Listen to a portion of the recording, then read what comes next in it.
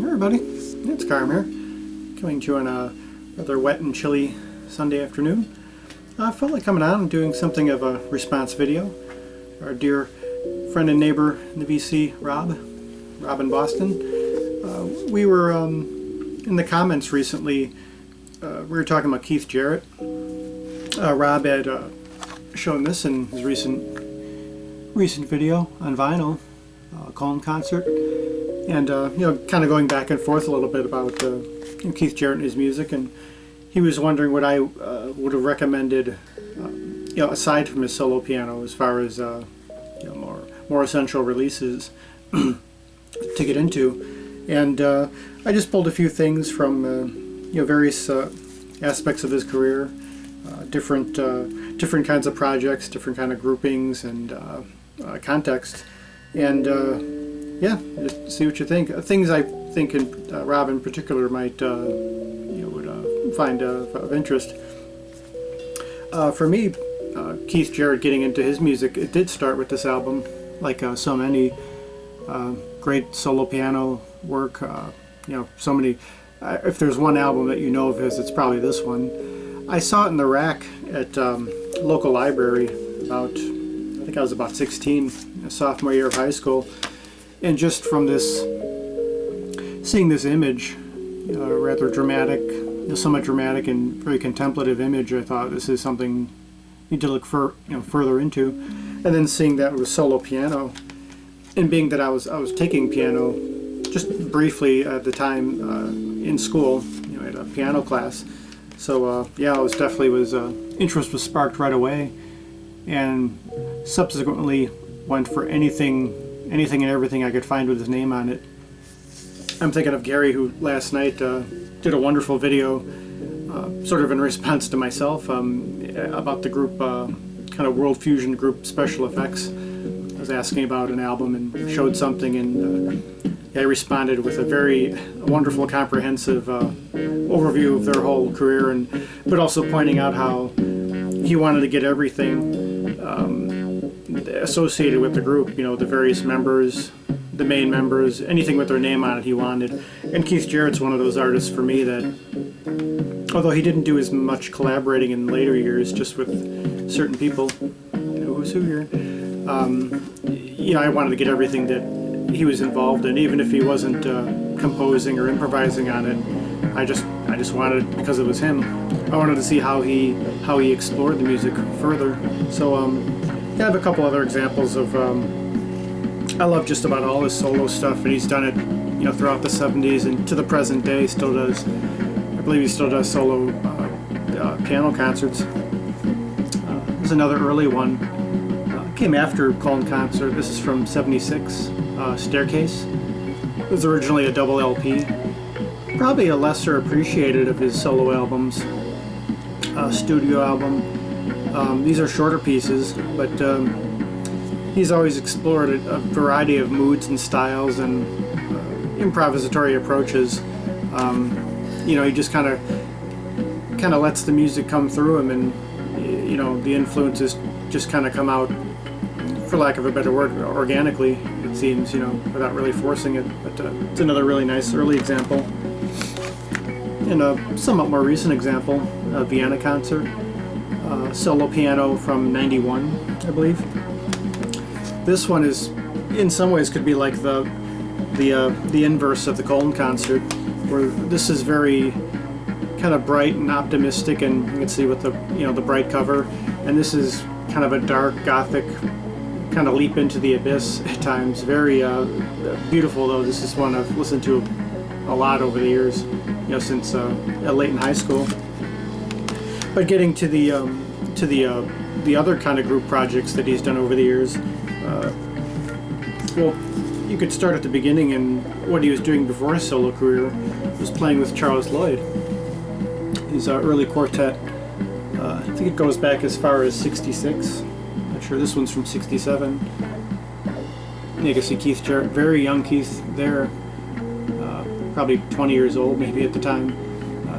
Ron McClure bass, Charles Lloyd himself on sax and flute, and Jack DeJohnette, who figured prominently not just a few years later, started collaborating with Jarrett, and then consistently from the early 80s onward in the Standards Trio.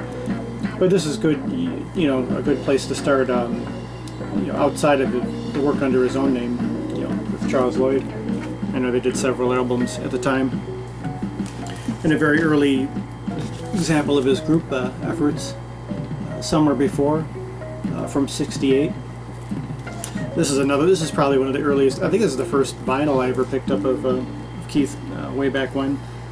Yeah, Charlie Hayden, late great Charlie Hayden on bass, and Paul Mulshin on drums, where they played together for about just about a decade or so, you know, from here on. And it's a mixture of standards and some originals, you know, by Jarrett himself.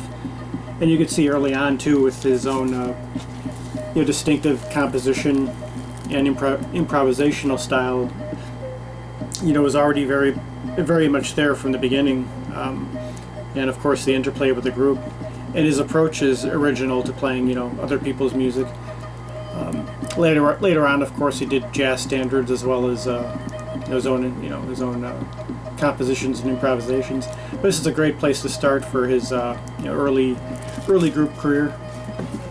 Now, what's playing in the background fairly lightly, so one of my all-time favorites of his, just albums in general, even on ECM, Ruda and Datia, which is his first real collaboration with Jack DeJohnette, still years before the Standards Trio with Gary Peacock. Yeah, love this cover, love everything about it. Yeah, it's a duet for, you know, piano. He plays acoustic piano as well as electric piano and organ, which he really didn't do much afterwards. I think this was right around the time they were both in Miles Davis's band, and he reluctantly, because he's always been something of an acoustic purist, at least as far as the keyboards were concerned. But he, you know, kind of gave them another whirl in this album in a really interesting way. And of course, Jack playing a variety of percussion, congas and stuff. And I've spoken about, you know, like the old road buddy movies from the '70s, where you have a couple of pals who just jump in the car and go on all kinds of adventures or misadventures. You know, this could be the soundtrack to that, as well as kind of figuratively speaking, they're kind of going on their own interesting road trip together, you know, through the music. But this is an all-time favorite. You have the CD playing right now, but yeah, obviously different cover. But yeah, this is it's another one I'd really recommend for you know, kind of his early, somewhat experimental collaborations, which he did quite a bit of during the '70s and into the '80s. Now, a little later on, he got into quartet music. He had two quartets during the '70s. One, you know, they refer to as the American Quartet, with Charlie Hayden and Paul Motion, and then adding Dewey Redman. This is an earlier one from 1972, Birth, and this goes through a variety of his various styles. Now, these are all, I believe, originals.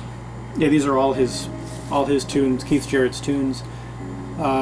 This is highly improvisational. I would also say it's really kind of a precursor to what's known as world music or world beat.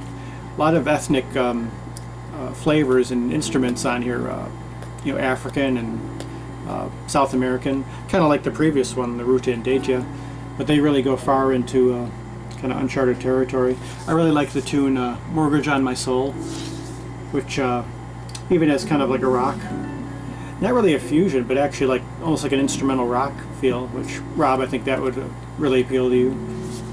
Yeah, it's a good early example of the, you know, the as a quartet, you know, kind of feeling their way through the music, and you know, really it's pretty heady, pretty you know, really interesting explorations. And a somewhat later one of theirs, which came out on ECM, Survivor Suite. This one is probably just about my favorite as far as the the American Quartet, you know, together, you know, the same lineup here. Yeah, pretty much one piece of music, just spread over the two sides, going into a variety of different approaches and moods. There's freeform, you know, there's the multi-instrumentalism, just keeps going around and like different permutations. It's from 1976, and they didn't last much longer after this. I think maybe another year or so before the group disbanded. But yeah, just another really interesting kind of jumping into the unknown, which Keith has always done throughout his career in some way or another, whether solo or with these guys. Now this is an example of the European group, My Song. Yeah, you have Jan Gabarek, who instead of Dewey Redman on saxophone, Paul Danielson on bass, aside from Charlie Hayden, and Jan Christensen, who you know is Gary's favorite drummer, on drums rather than ball motion. And this is from 77. And these two groups were actually going concurrently for a while. I think this group lasted a little bit longer, maybe right into the early 80s, 79 or 80. Boys are going at it again. Continuation of the previous, the earlier videos. Now this is more, the American group is more raw, I'd say, more, yeah, it wasn't as refined, although they could be, themes could be very tight that he wrote for them. This is more refined, more lyrical, and the melodies are more kind of hard on your sleeve, especially like My Song, which is probably one of his songs that's become a real standard, Keith Jarrett. But yeah, just very beautiful writing and playing between the members. I think they did 4 or 5 albums together, which I'd recommend all of them. Very beautiful. But this is another approach to the quartet music. Now getting into actually one more. I forgot to show this. Another American quartet one. It's a live date for You All from '73. Yeah, this is kind of somewhere in between the those two American quartet ones I showed. As far as the the improvisation and the more structured areas there early years. Yeah, this is a fun one. I played this a lot senior year of high school. It was a real kind of a soundtrack to that year. But yeah, now getting later on into his trio work. Well, to backtrack a little bit, he did reunite with Dee Jeanette, and then playing with Gary Peacock on Gary Peacock's Tales of Another, it was called, which is pretty different from their trio stuff, their later trio stuff. But this is an early example of the Standards trio, where they just played a great deal of the jazz standards of the time and a little bit of Keith's originals. It's from '83.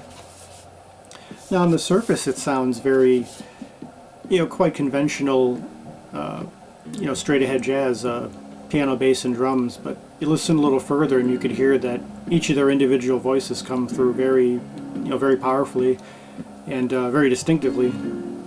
It's a very original approach to standard jazz, straight ahead jazz. But and to this day they're still, as far as I know, they're still playing and touring when they can, and they're still maintaining that approach.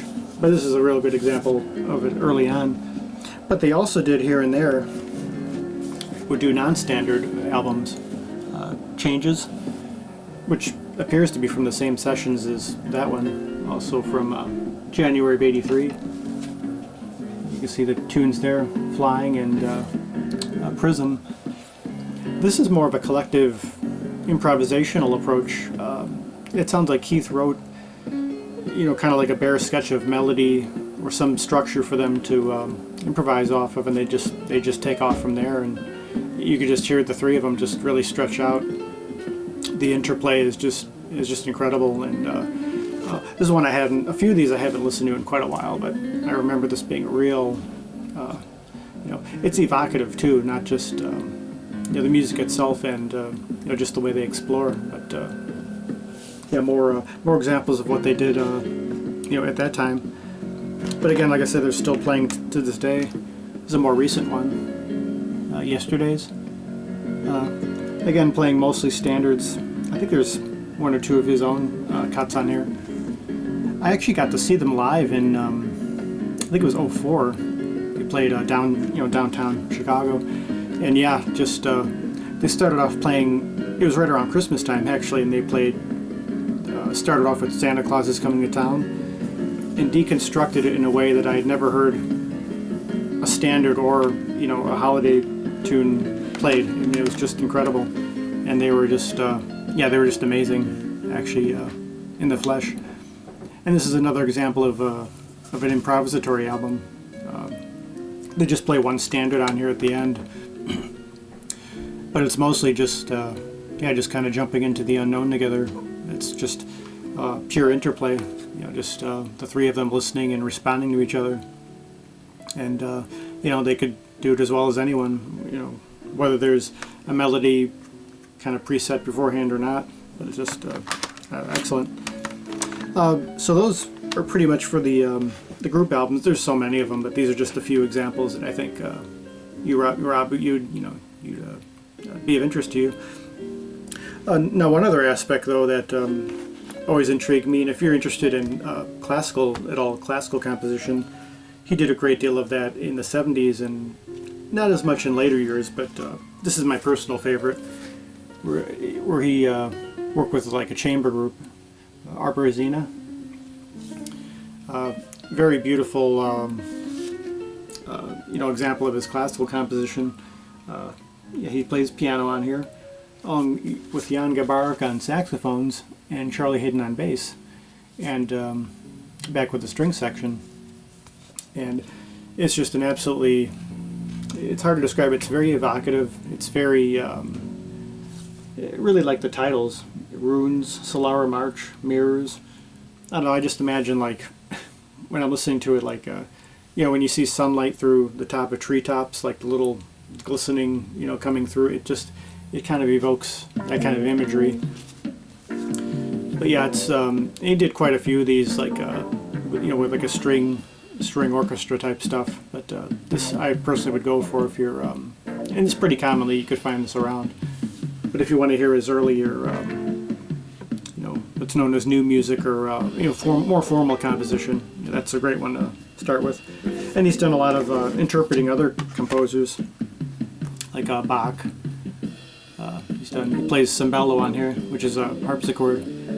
Kim Kashkashian on viola. He's done a lot of solo piano and harpsichord of Bach and Shostakovich.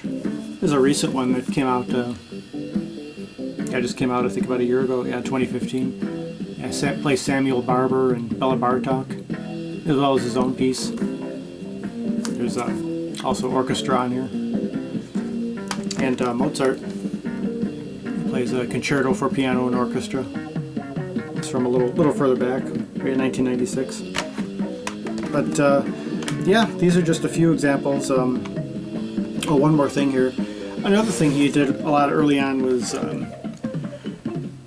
you could say, more experimental type albums, working with different instruments. He did a solo organ album. He's done stuff on soprano sax, even earlier on, but soprano sax and organ. He's played clavichord, but here's an example of an album where he plays everything, almost kind of like a one-person group approach. Spirits, recorded in the mid-'80s at a time when it seemed like he was at sort of a crisis point, maybe personally and artistically, and he just needed to go away and just really it sounded like he wanted to get to the root of music making and maybe why he was making music. You can see some of the instruments there, a lot of woodwinds. It does have a very stripped down, almost kind of primal approach to playing music, without anything preconceived. He simply started playing, and he multi-tracked a lot of the instruments, and he just made a real fascinating document of what he was feeling at the time. I wouldn't go for this as like an early choice, but maybe later on if you're getting into his his other group albums. But if you're at a point where you're really a fan of his, this is one I would say to definitely get. And one other one that I wouldn't recommend as much, but it was recorded around the same time in somewhat similar vein. I know Gary and I were talking about this too. No End. What's really interesting about this is it was recorded around the same time as Spirits, when he was kind of going through a lot of that same, those kind of same feelings, maybe existentially. But look at the instrumentation here. Electric guitars, Fender bass, drums, as well as some other standard instruments. He'd been known as kind of an acoustic purist when it came to piano, but I guess he always had an interest in some electric instruments like guitar and bass. And to me, this kind of sounds like a lost psych record. Maybe not a real good example of a good lost psych record, but just as a document of what he was doing at the time, it's really interesting. I'd listen to this first before getting it, but if you're into like the further reaches of that kind of rock, you might get into this. But I'd approach it with caution though, because I've only listened to it once, and I'm kind of still kind of divided about it. But it's something worth at least checking out, to listen to. And something you'd never expect from Keith Jarrett. I mean, I think he only came out with this a few years ago. Like 3 years ago. It was in the vault for all those years. So yeah. These are just a few things. They're just various aspects of what he's done over the years. So yeah, Rob, I hope you enjoy this, and whoever else is watching. And I'm sure many others. I know there's a lot of Keith Jarrett fans out there, and have preferences as to what period of his you like more. If you prefer him solo to the groups, or some like his trios, and some like only the more experimental. I've come to appreciate it all over the years, and just depending what I'm feeling at the moment, I'll put on whichever. And there's so much more to explore, and a lot of stuff I need to revisit myself. So, but yeah, just to recap, Rob, I'd say if you want to get into the group stuff, get into get into some of the early trios with Gary Peacock and Jack DeJohnette, and I listen to as much of the quartet stuff as possible. But if you want to hear like the more raw, maybe more experimental, the kind of unvarnished stuff, get into like the American quartet with Hayden and Paul Motion and Dewey Redman, and the more refined stuff is with Gabarik and the others. And of course, the early Charles Lloyd from the '60s. Get into those. And I have a bias towards this album, Ruta and Deitya. To me, it's so much fun and such an interesting, exploration of what he was doing. So, yeah, that'll do it for this time around. Thank you, Rob. Thank you for it was great talking about that, and there's always a lot more to explore. And again, hope you all enjoyed. And until next time, peace, love, and joy.